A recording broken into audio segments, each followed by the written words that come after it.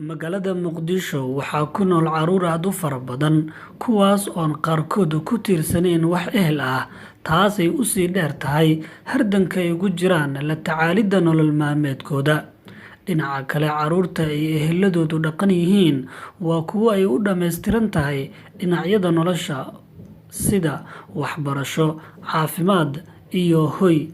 Kuwan waxaad ku arkaysaa markii ay soo dhawaato maalmaha ciidda suuqyada inay soo buux dhaafiyaan si loogu gado agabka iyo dharka ciidda, halka carruurta ku nool waddooyinka magaalada Muqdisho ee loo yaqaano derbi jiifka aysan haysan dhinacyada nolosha oo kala duwan sida daryeelka caafimaad, waxbarasho iyo hoy toona.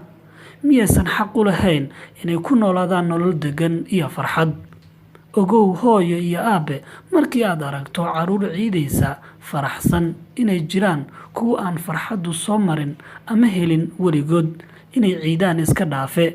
Fadlan la wadaag asxaabtaada, laga yaabee inay sabab u noqoto inay ciidaan walaalo Soomaaliyeed.